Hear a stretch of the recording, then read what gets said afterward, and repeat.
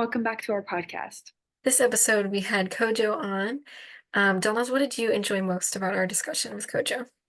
All of it was very informative, but my favorite part was learning about what prompted him to run for office and how that related to what we were discussing today. I thought it was really interesting. What about yourself?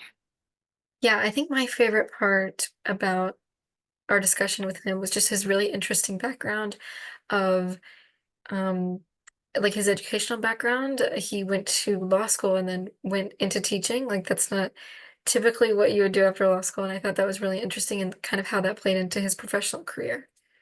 I agree, that was very interesting. And just as a disclaimer, the views of our guests do not necessarily reflect our views or the views of our organization. So without further ado, enjoy the episode. All right, thank you so much for joining us today. We're going to begin with the first question, which is if you could just describe your academic background to us, and then after that, following into your professional background and just describe the work you do a little bit. Wonderful. Well, it's great to be here with you, Lauren and Elnas. So my name Thank is you. Kojo Asamoa-Caesar. So educational background, I actually started my schooling in Ghana, West Africa, and returned to the United States in fifth grade, so middle of fifth grade. Went to public schools all throughout my educational career, through middle school and high school, and then went to Old Dominion University in Norfolk, Virginia for college, and then went on to law school at the College of William and Mary in Williamsburg, Virginia, after that. After graduating law school, I did something my friends and family thought was crazy. And instead of going into the practice of law, I signed up to become a teacher, and a kindergarten teacher at that. I signed up for a program called Teach for America. I wanted to make a difference in the lives of, the next generation, and also learn a lot about just the educational system. Growing up as a child of immigrants, the American dream was a huge thing, and I wanted to contribute to that. And so taught early childhood education, eventually went on to become a founding school principal of an elementary school here in Tulsa, Oklahoma. So yeah, so after law school in Virginia, came to Oklahoma to teach, and I'm still in Oklahoma. And then moved from education, did some education policy work, and then went into nonprofit management, did some economic development things, and then decided to run for office. And so in 2020, I actually was the Democratic nominee for Congress here in the 1st District of Oklahoma. Eventually lost in the general election to the incumbent, but was the youngest Democratic nominee, first Ghanaian American ever nominated by a major party for national office. And we got the most votes that a Democrat has received since I was born in 1986. So it was very great. And then since then, I've moved on, actually took the bar and became a bona fide attorney. And I'm managing attorney for Catholic Charities Immigration Legal Services here in Tulsa, Oklahoma. And doing that work right now. Wow, that is like so interesting and unique background. That's incredible.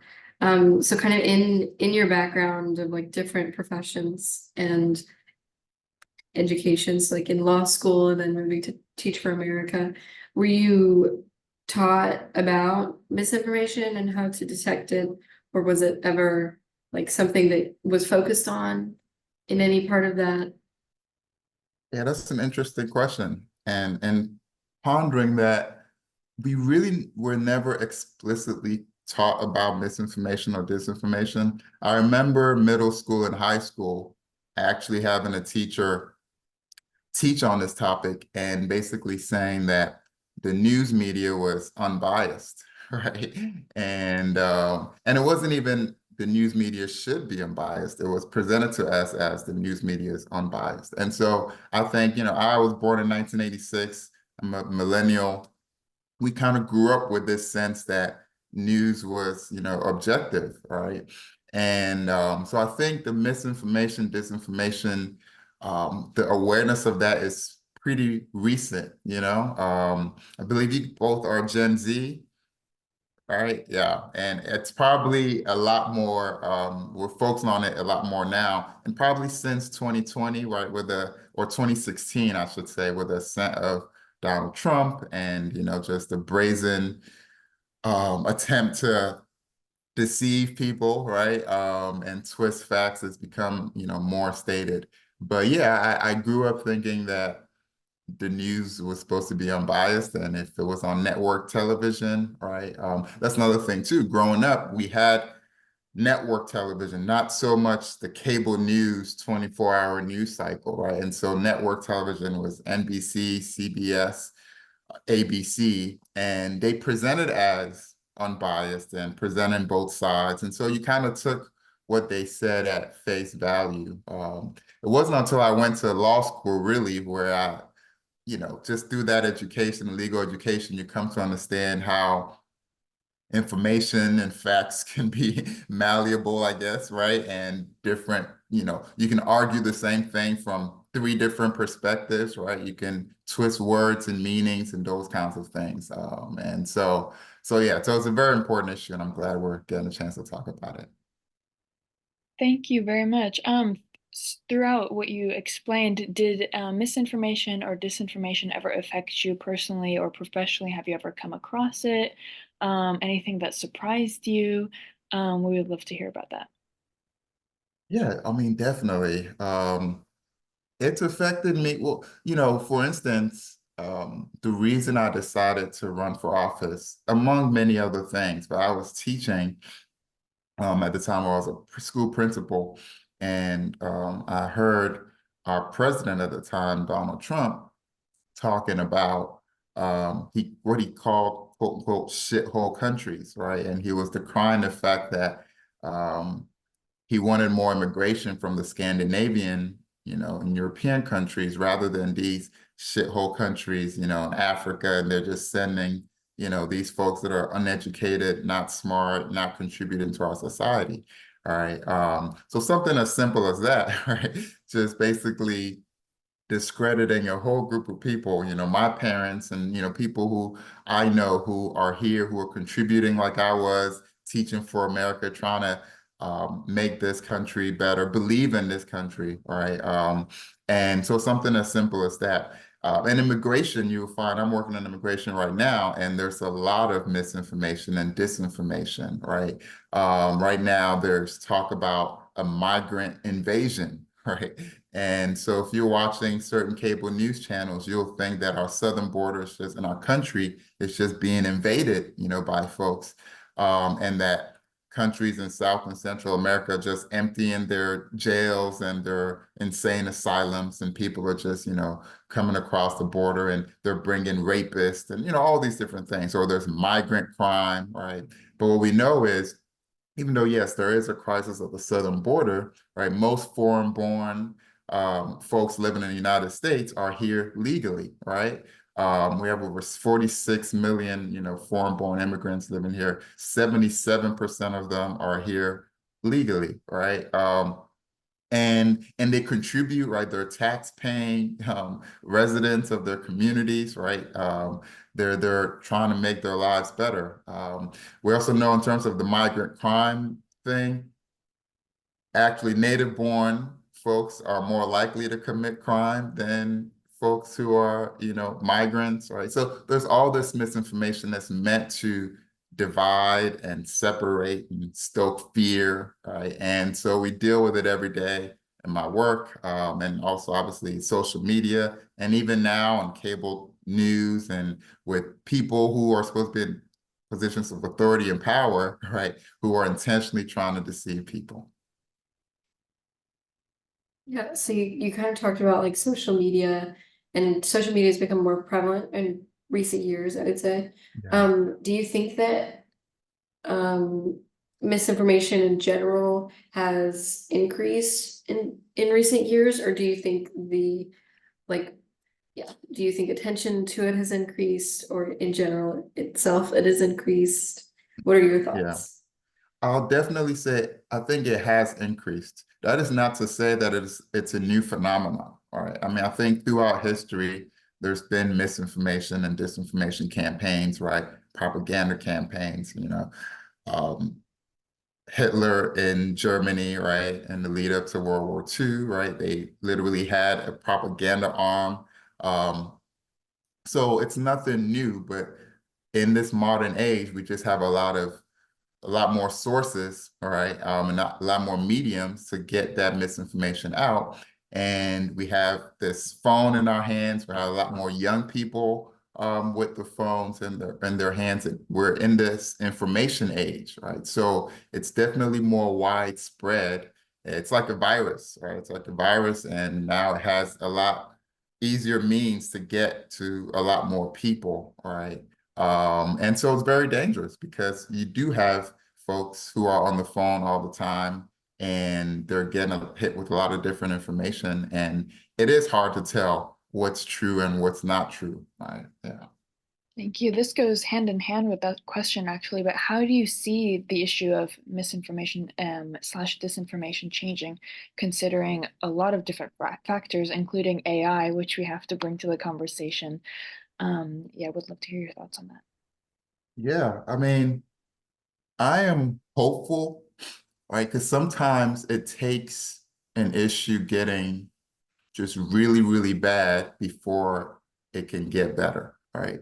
And so with the advent of AI, we're going to have deep fakes, right? You're going to actually see videos of the president saying something or a political candidate saying something that they didn't say at all, never said at all, right? And it's complete AI or articles that are completely fabricated. But that's going to cause innovation, right? Where people are going to try to come and find ways to help people certify and verify information. So for instance, a good example is in the shoe market, right? So people are looking to buy Jordans, let's say, right? Or purses, as you guys may know. And there are a lot of fake purses out there, a lot of fake Louis V purses out there, a lot of fake Jordans out there, right? But now there are sources and technology that can verify if something is fake or real. And so I hope that will come out of this AI revolution is that people will first ask, is this AI, right? And people have already started doing that, right? When you hear something or see something that seems unbelievable, you've questioned, is this AI? Is it real? I'm a big hip hop fan, and so we just had this Kendrick Lamar and Drake beef, right? And it's the first time we started to see AI play a role in beef, and now an artist releases a record and people are like not sure if it's really Drake or is it really Kendrick Lamar? Is it AI? Is it a bot? All right. And people start asking those questions like, I'm gonna wait until Kendrick Lamar actually releases this on his official right Instagram or YouTube page, right? And so I hope that's the role that AI plays. It just makes the situation so bad that we have to figure out and ask and we question everything, right, until we actually get it from the source. That's my hopeful, mindset. But I do think it's going to get bad before it gets better. Yeah, for sure. It's kind of we would it would be inappropriate to not mention AI in this situation, especially the role that it plays and will continue to play. What are some ways that students, but people of all ages, can stay vigilant when it comes to misinformation, and where they consume information, especially considering that it can spread like wildfire? Yeah. One, I want to acknowledge it's tough. And, we've all been misled at one point or another. So it's not to feel bad about it.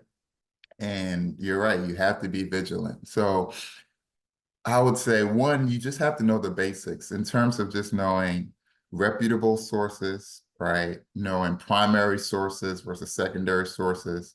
Um, Checking the date on articles you read online.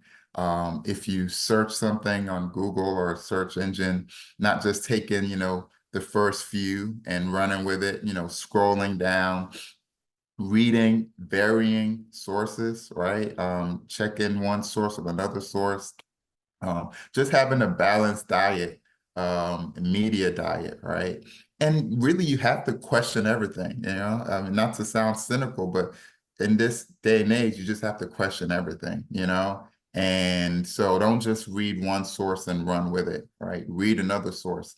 And then you have to really stay away from confirmation bias, right?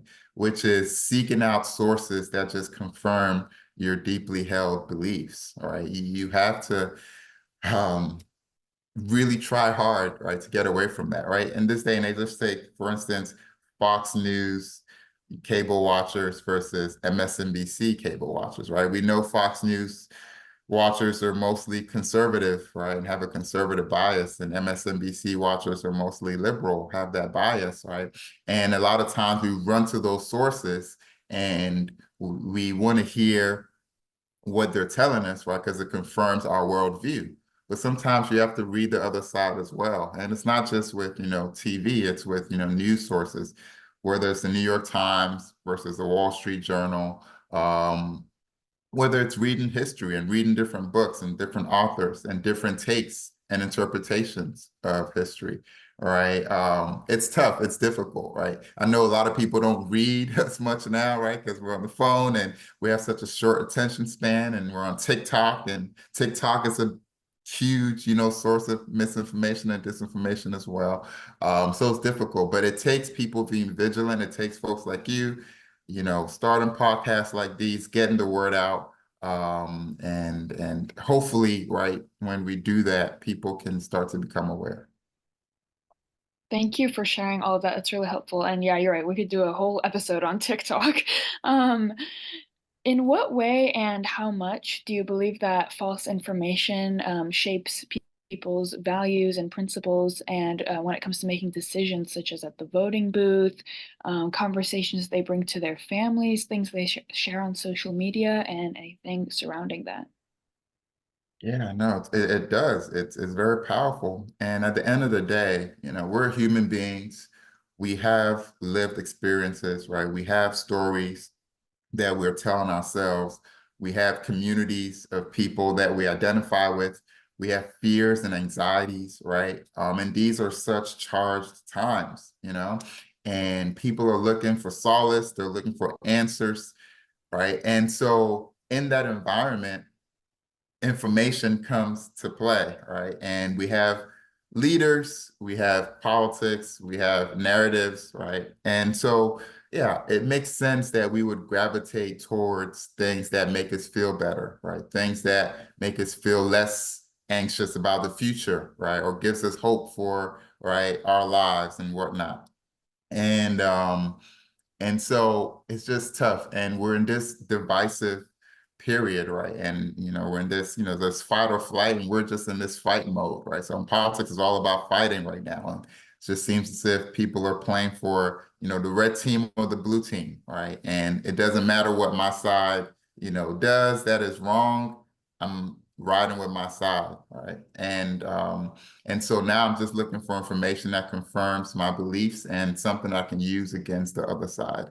And it's a very dangerous place to be. And we have to resist the temptation to fall into that, right? We need reasonable, sane voices, right, in the conversation. There's also this term, reductio ad absurdum, right, which is reduced to the point of absurdity, right? And I think that is what we have to do to combat misinformation and disinformation, right? Because a lot of times it is absurd, right, when put up against the facts. Right? They said, there's a quote that says basically, the way to show that a stick is crooked, it's not necessarily just point at the stick and talk about how crooked it is, just put a straight stick next to it, right? And so that's part of how we combat it, right? We actually come with reputable sources, right? We go to the primary source. We come with facts, and reduce the misinformation and disinformation to absurdity, right? In the name of love, right? We're not trying to do it to, right, shame people, but just to show them that, hey, you can be easily misled if you don't, right, if you don't stay vigilant, right? Yeah, absolutely. Kind of swinging back to your background and like all of these different professions and like types of positions that you've held, what are some common examples of false information or like common tactics of deception that you've seen to target young people or people of all ages for that matter? Yeah, I mean, so let's go politics. The first, one of the first big ones was when President Obama, and then candidate Obama, was running for office. And, there was this attempt to make him an other, right? Make him seem not like the rest of us. And so he was tagged as somebody who was not American. He was not born here, right? He was born in Kenya, right? Um, he said he was Christian, but no, he's not Christian. He is Muslim, right? And so they go find a picture of him wearing a head garb, and now there's this picture floating around. He's not really American. He wasn't born here. He's not Christian. He's Muslim, right? And so you see that picture, you see those news sources, you see his name, Barack Hussein Obama, right? And all of a sudden, you're off to the races, right? Making all these different assumptions. And in that time, I think we had, the networks that were more vigilant and combating that kind of rhetoric. I think what Donald Trump has been able to do since 2016 is kind of move that Overton window. And there's so many people who subscribe to what he's saying, and the news, in attempting to be fair, I guess, right? A lot of times presents the truth and misinformation or disinformation, right, as two sides of the same coin when it really isn't. Um, COVID, right? COVID-19 was also a time of a lot of misinformation and disinformation, right? And even as somebody like me who was very vigilant, a lot of times it was hard to know what to believe, right? What the science, was saying or not saying. Should you get a shot, right? And different um, remedies that were popping up, right? And so that was tough. Let's see, what was something else? Um, well, I mean, right now on TikTok, there's the flat earthers, right? And or moon landing. That was another thing growing up. That was a big debate among my friend groups, right? Did the United States fake the moon landing, right? And so that's the thing. I think that's still going on, right? You have January 6th, all right, happening. And I remember when that first happened, we all saw it on television, but there was misinformation out there that was saying this was Antifa, right?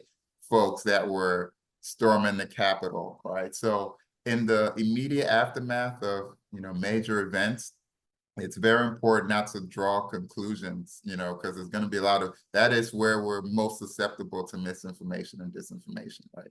So it's important to be patient, to wait, to get more information, right? And not have this, anxiousness to just jump on social media right away, right? And get on Twitter, get on TikTok and start commenting and start doing all those different things.